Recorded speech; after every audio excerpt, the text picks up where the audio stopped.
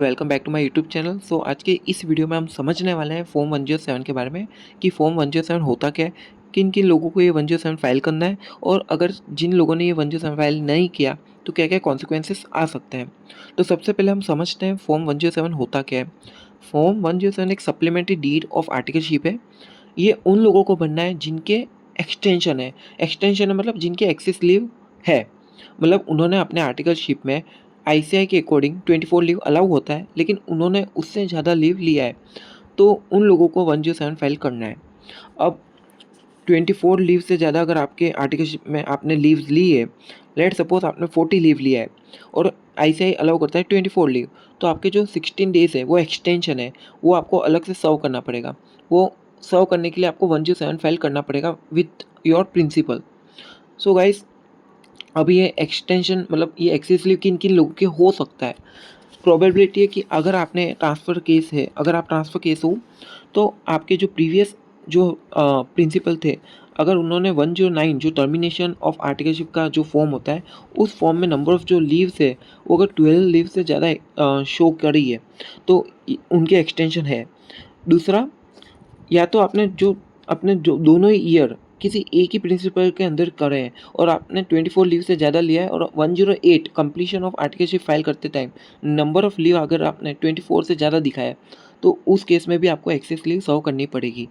अब मैं बताता हूँ कि 107 फॉर्म कैसे आप फाइल कर सकते हो। 107 किन-किन को फाइल करना है और कैसे करना है। किन-किन को करना है हमारी बात हो चुकी है।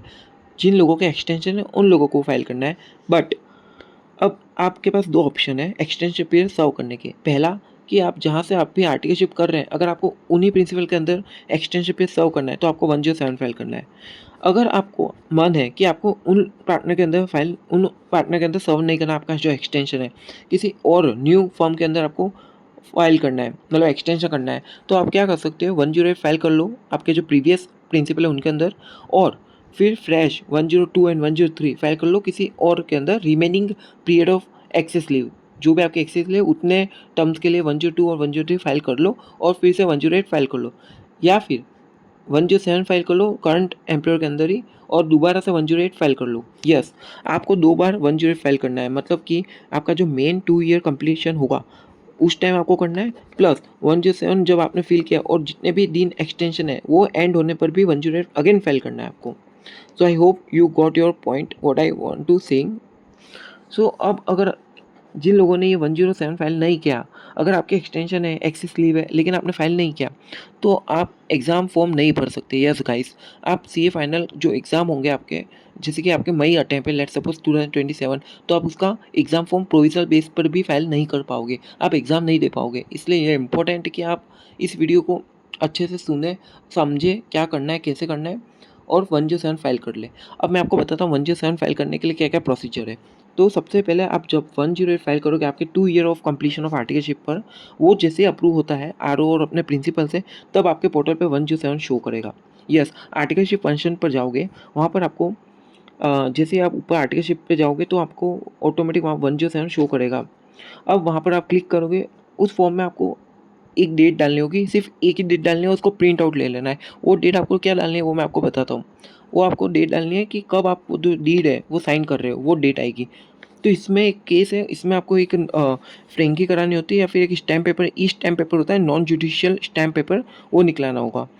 अब वो जिस दिन का आप लेकर आओगे वो डेट और आपकी जो फॉर्म 107 में डेट ऑफ अप्रेंटिस है वो डेट दोनों सेम होना चाहिए, और वो दोनों अटैच करके आपके विटनेस के साइन होंगे फॉर्म 107 में, वो कराकर और अपने जो प्रिंसिपल के स्टैम्प, जो आपके स्टैम्प है ऑफिस का, और आपके जो प्रिंसिपल है उनके जो साइन है और उनका जो मेंबरशिप, उनकी जो डिटेल्स है वो डालकर फॉर्म को आपको प्रिंट करके स्कैन करना है और फिर उसको अपलोड कर देना है। फॉर्म 107 के ऊपर ही आपको एडिट मिलेगा, उस पर अपलोड कर देना है।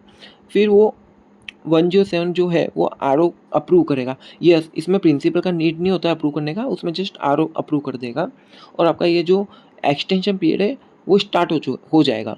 अब आपको जैसे कि ले सपोज आपका 20 डेज़ का एक्सटेंशन है, तो आपको जो उसमें डेट आ चुकी होगी जो आपकी एक्सटेंशन पे कब एंड हो रहा है, वो डेट एंड होगी तो आपके पोर्टल पे 108 अगेन फाइल करना होगा आपको।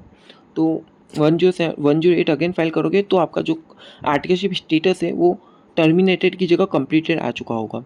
तो इस प्रोसेस से आप जो अपना एक्सटेंशन है वो कंप्लीट कर सकोगे और उसके बाद ही आप जो है एडवांस आईटीटी और जो एमसीएस हमारा जो ट्रेनिंग होता है उसके लिए रजिस्टर कर पाओगे और उसी के बाद ही आप जो सीए के जो एग्ज़ाम फॉर्म निकलेंगे वो कर पाओगे। काफ़ी लोगों को ये पता नहीं होता कि ये भी एक रिक्वायरमेंट होती है। अगर आप इंडस्ट्रियल ट्रेनिंग कर रहे हो तो उस केस में भी आपको 104 फाइल करना होता है, कंप्लीशन ऑफ इंडस्ट्रियल ट्रेनिंग का। तो उसमें भी जो आप लीव दिखा रहे हो, अगर आपने एक्सटेंशन आपने 12 लीव से ग्रेटर ली है सेकंड ईयर पार्टनरशिप में या ओवरऑल 24 लीव से ज़्यादा ली है, तो आपको उस केस में भी सेम प्रोसीजर करना होगा और उसमें भी स्टैम्प ई स्टैम्प लगेगा 104 के साथ आपको फाइल करना होगा इंडस्ट्रियल ट्रेनिंग के केस में। तो आई होप कि आपको ये वीडियो अच्छा लगा होगा, आपको कुछ ना कुछ नॉलेज मिला होगा। अगर आपको ये वीडियो अच्छा लगा है तो लाइक करें। अगर आपकी कोई भी क्वेरी है इस वीडियो के रिगार्डिंग तो आप कमेंट में मुझे बताएं, मैं आपको रिप्लाई करता हूँ।